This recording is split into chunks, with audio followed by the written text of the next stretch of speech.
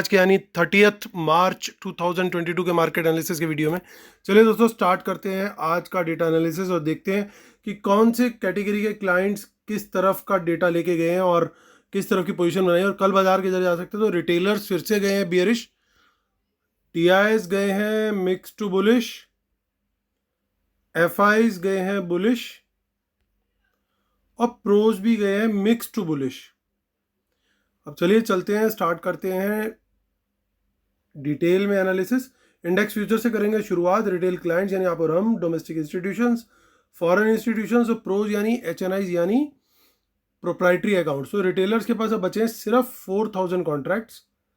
आज फिर से करी है 10,000 कॉन्ट्रैक्ट की सेलिंग। डीआईएस ने करी है 5400 कॉन्ट्रैक्ट की सेलिंग, उनके हो गए 54,000 नेट सेल। अभी सिर्फ डीआईएस ही सिर्फ सेल में चल रहे हैं। एफआईएस ने भी बाइंग करी ऑलमोस्ट 12,000 कॉन्ट्रैक्ट, उनके पास हो गया 47,000 कॉन्ट्रैक्ट लॉन्ग। लगातार ये नंबर बढ़ता जा रहा है और प्रोज भी आ गए हैं नेट बेसिस पे बाय में almost 3,000 contract now. Index call का डेटा देखते हैं तो रिटेलर्स 7,000 आज बाय किया, अभी भी कॉल राइटिंग में 1,23,000 कॉन्ट्रैक्ट्स। एफआईज फिर से 27,000 कॉन्ट्रैक्ट बाय किए, अच्छी खासी 2,52,000 क्वांटिटी हो गई इनके पास लॉन्ग। प्रोज ने फिर से सेलिंग करी है, 1,30,000 कॉन्ट्रैक्ट सेल में है ये, यानी प्रोज और रिटेलर्स ने जो मिलके बेचा हुआ है वो एफआईज ने बाय किया हुआ है। सो अब पुट के डेटा पे आते हैं तो पुट बाय करके गए रिटेलर, लेकिन अभी भी इनकी 2,33,000 पुट सेल है। डीआईएस 2,000 पुट सेल करके गए हैं, एफआईज ऑलमोस्ट 10,000 पुट सेल करके गए हैं। डीआईएस के 43,000 कॉन्ट्रैक्ट लॉन्ग है और एफआईज के पास 3,11,000 पुट्स हैं। और प्रोज सेल करके गए अच्छी क्वांटिटी में, तो उनके 1,21,000 नेट सेल हो चुके हैं अभी। स्टॉक फ्यूचर का डेटा देखते हैं तो स्टॉक फ्यूचर्स के अंदर अच्छी खासी बाइंग दिखाई दे रही है। एफआईज की वापस बैक मारा है और 3,28,000 हो चुके हैं।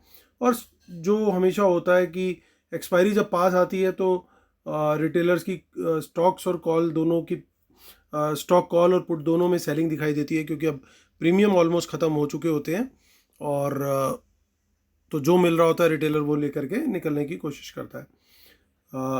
तो चलिए देखते हैं एफआईज क्या करके गए। तो कैश में भी बाय करके गए और डीआईएस भी बाय करके गए, यानी इंडिविजुअल्स जो है वो आज सेल करके गए हैं।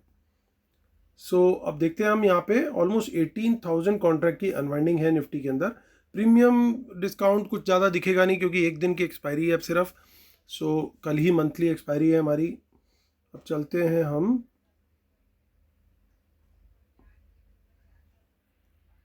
चेक करते हैं। सो 18 लाख के अगेंस्ट 24 लाख, यानी देखिए 6 लाख कॉन्ट्रैक्ट का एडिशनल लॉन्ग बिल्डअप क्लियरली दिखाई दे रहा है और यहाँ पे भी 50 पॉइंट्स के आसपास का प्रीमियम बना हुआ है। देखते हैं अब बैंक निफ्टी के फ्यूचर्स को, वहाँ पे भी हम लोग कुछ इस तरीके से ही डेटा चेक करेंगे कि क्या पोजीशंस बनी है। तो यहाँ पे ऑलमोस्ट 3,18,000 की अनवाइंडिंग हुई है, प्रीमियम डिस्काउंट कुछ ज़्यादा दिखेगा नहीं। सो जो 3,18,000 है, अब यहाँ पे देखते हैं यहाँ कितने कॉन्ट्रैक्ट्स ऐड हुए हैं, तो उतने नहीं हुए ऐड, यानी बैंक निफ्टी के अंदर उतना ज़्यादा रोल ओवर नहीं दिख रहा है अभी। हम कॉशन के लिए मे का भी एक बार चेक कर लेते हैं, तो वहाँ पे भी बहुत ज़्यादा नहीं वॉल्यूम है, बट वहाँ पे भी बहुत ज़्यादा नहीं है, यानी निफ्टी में क्लियरली थोड़े से ज़्यादा रोल ओवर्स दिखाई दे रहे हैं साफ साफ तरीके से। सो ऑप्शन चेन चेक कर लेते हैं अब। तो देखिए इन द मनी कॉल्स में क्लियरली हमारे को काफ़ी अनवाइंडिंग दिखाई दे रही है। जो राइटर्स थे वो भागते दौड़ते हुए नज़र आ रहे हैं, क्लियरली बड़ी बड़ी क्वांटिटीज़ में निकले हैं क्योंकि उन्हें काफ़ी लॉस हुआ है इन सारी इन द मनी कॉल्स को राइट करने के अगेंस्ट। और अब जो रेजिस्टेंस है वो 17,600 और 700, ये दो लेवल के ऊपर अच्छी रेजिस्टेंस है। और इन द मनी पुट्स भी कुछ बहुत ज़्यादा नहीं बची हैं, सिर्फ 17,600 पे दिख रही है या 650 पे दिख रही है। उसके अलावा अगर आप देखेंगे डीप इन द मनी में कहीं हमें कोई खास डेटा नहीं दिखाई दे रहा है। लेकिन बात हमें करनी है यहाँ पे सपोर्ट की भी, तो 17,500 बहुत बढ़िया सपोर्ट बना रहा है और फिर 400 एक अल्टीमेट सपोर्ट दिखाई दे रहा है। ये दोनों बहुत अच्छी सपोर्ट के लेवल्स हैं। सो आगे की एक्सपायरी भी चेक कर लेते हैं हम लोग, ताकि कुछ अगर डेटा हिडन हो स्मार्ट मनी का तो वो हमारे को दिखाई दे सके। देखिए कुछ इन द मनी कॉल्स अच्छी क्वांटिटी में 16,500 के लेवल पे हमें साफ साफ दिखाई दे रही है, और उसके बाद बड़ी क्वांटिटी इतनी ज़्यादा नहीं दिख रही है, 17,400 पे कुछ है, बट नॉट एज मच। हालांकि पुट साइड पे हमें कुछ परचेजेस दिखाई दे रही है, कुछ शॉपिंग हुई है थोड़ी बहुत। यहाँ देखिए 18,000 पे भी पुट आ रही है।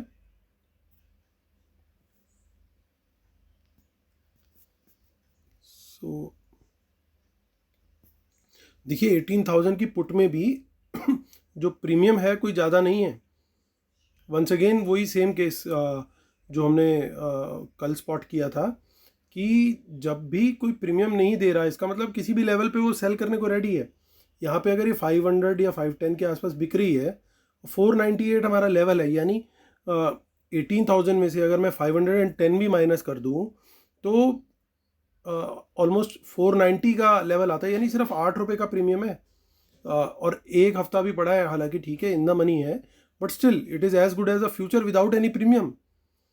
सो ये शो करता है कि कौन सेल कर रहा है इसको। डेफिनेटली इस पुट को वही सेल कर रहा होगा जिसको बाजार ऊपर लेके जाना है, क्योंकि उसको प्रीमियम नहीं मिल रहा हो वो तब भी सेल कर रहा है। तो लॉजिक को समझिए, इनके गेम का क्या प्लान है उसको पकड़ने की कोशिश कीजिए। तो देखिए इन द मनी कॉल्स यहाँ पे बहुत बढ़िया क्वांटिटी में दिख रही है अप्रैल में। तो ये कुछ छुपा छुपा के गेम खेल रहे हैं ऐसा लग रहा है, अप्रैल में बड़ा खुल के खेल रहे हैं। अप्रैल में काफ़ी अच्छी क्वांटिटी में कॉल्स दिखाई दे रही हैं, जिससे हमारा ओवरऑल डेटा के ऊपर अभी कॉन्फिडेंस जो है वो काफ़ी ज़्यादा बढ़ गया है अप्रैल एक्सपायरी देखने के बाद। लेकिन 18,000 पे फिर से हमारे को वही पुट्स दिखाई दे रही हैं।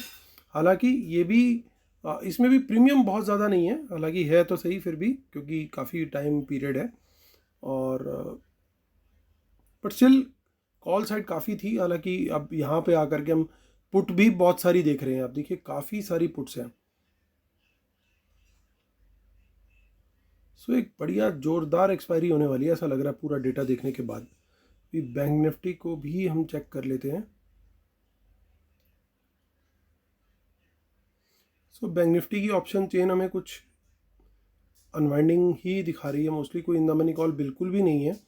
और 36,500 हमारा मेन रेजिस्टेंस का लेवल है, और 600 भी है। तो ये 2-3 लेवल जो है ये एक रेजिस्टेंस जोन टाइप बने रहेंगे यहाँ पे, क्योंकि तीनों जगह पे एक राउंड फिगर लेवल है और 2 जगह पे ओपन इंटरेस्ट ठीक ठाक बना हुआ है। उसके बाद सीधा फिर 37,000 का लेवल है। तो ये अगर गैप अप हो गया तो ठीक है, अदरवाइज ये लेवल्स जो है वो थोड़ी सी रेजिस्टेंस प्रोवाइड करेंगे। और यहाँ पे इन द मनी पुट्स भी ठीक ठाक दिख रही है। तो साफ पता लग रहा है कि कहीं ना कहीं बैंक निफ्टी थोड़ा सा फॉल बिहाइंड कर रहा है निफ्टी को।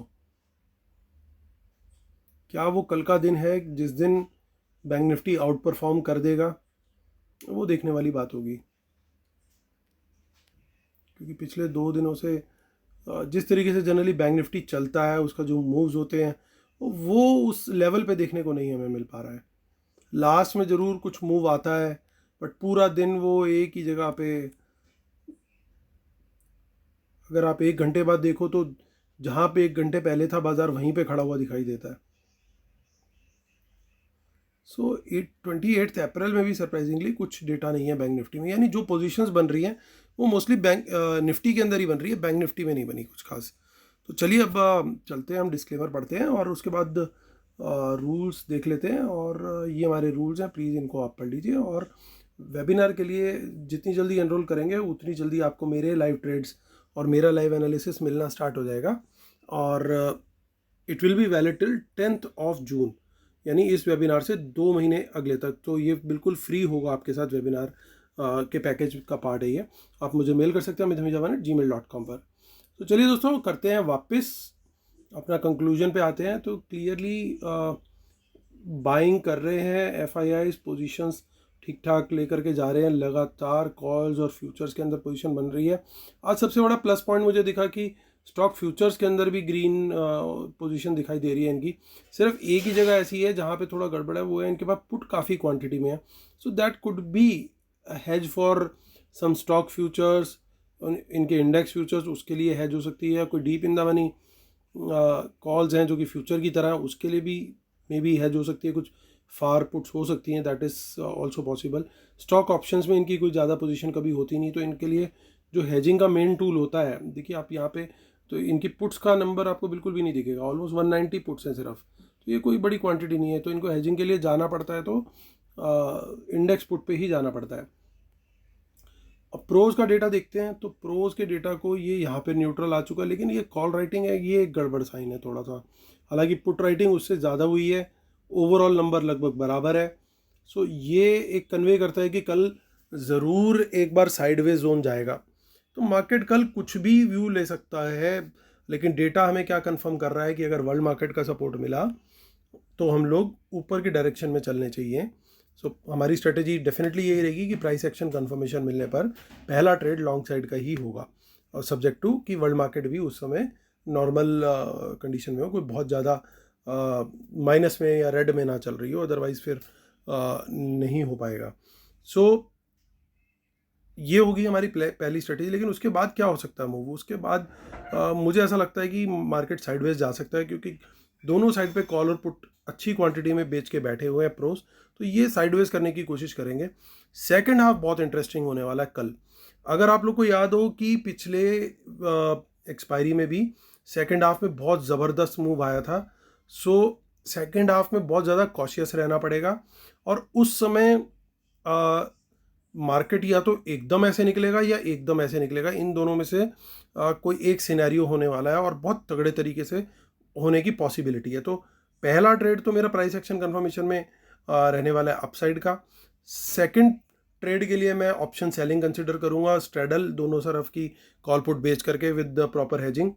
तीसरा ट्रेड जो मेरा कल रहेगा वो मैं देखूंगा कि मार्केट ने रेंज क्या बनाई है। अगर सपोज कीजिए मार्केट ने एक रेंज बना दी कुछ इस तरह की, मार्केट गया ऊपर और उसके बाद साइडवेज जा करके कुछ इस तरीके का रेंज बना दिया मार्केट ने, सपोज कीजिए इस तरह का रेंज है, तो मेरे को एक रेंज मिल गई कि मार्केट का ये रेंज है। तो इस रेंज पे अगर मुझे ब्रेकआउट मिला इधर का तो मैं यहाँ पे ट्रेड एंटर करूँगा, और अगर मुझे ब्रेकआउट मिला इधर का, ब्रेकडाउन मिला, तो मैं यहाँ पे ट्रेड एंटर करूँगा, क्योंकि ये मूव्स जो होते हैं ये बहुत बढ़िया ट्रेड देते हैं। तो 3 फेज़ में एक्सपेक्ट कर रहा हूँ, क्योंकि तीसरा फेज़ क्लियरली है, तो उसकी स्ट्रेटेजी जो है वो हमारी प्योरली प्राइस एक्शन बेस्ड होगी। पहले दो जो है वो हम आज के डेटा के बेस पे व्यू लेकर के चल रहे हैं। तो दोस्तों ये मेरा काफ़ी डिटेल्ड व्यू है। मैंने कल पूरे दिन क्या पॉसिबिलिटीज़ हो सकती है आपके साथ शेयर करने की कोशिश की है। ऑप्शन चेन में जहाँ सपोर्ट और रेजिस्टेंस है उनको ज़रूर ध्यान में रखिएगा। अगर भूल गए हैं तो एक बार फिर वापस जा करके उसको सुन करके अपने नोट्स में लिख करके रखिएगा, क्योंकि कल की एक्सपायरी बहुत क्रूशियल है, मंथली एक्सपायरी है। बहुत सारी पोजीशंस, बहुत ज़्यादा टर्नओवर होता है। कई बार ऐसा भी देखा गया है कि एनएसई का रिकॉर्ड टर्नओवर भी होता है मंथली एक्सपायरी के दिन, और कल ईयरली फाइनेंशियल ईयरली की भी एक्सपायरी है, तो बहुत ज़बरदस्त टर्नओवर होने वाला है। तो ऐसे में स्मॉल ट्रेडर जो है वो कहीं ऐसा भी पॉसिबल होता है, अगर बहुत ज़्यादा मार्केट चॉपी हो जाए तो लॉस भी सफ़र कर सकता है। इसलिए थोड़ा सा कॉशियस होकर के चलना बहुत ज़रूरी है। तो इसी पीस ऑफ कॉशन के साथ दोस्तों मैं आपसे लेता हूँ अलविदा, और कल आपसे फिर यही मुलाकात करता हूँ। तब तक के लिए टेक केयर, बाय बाय।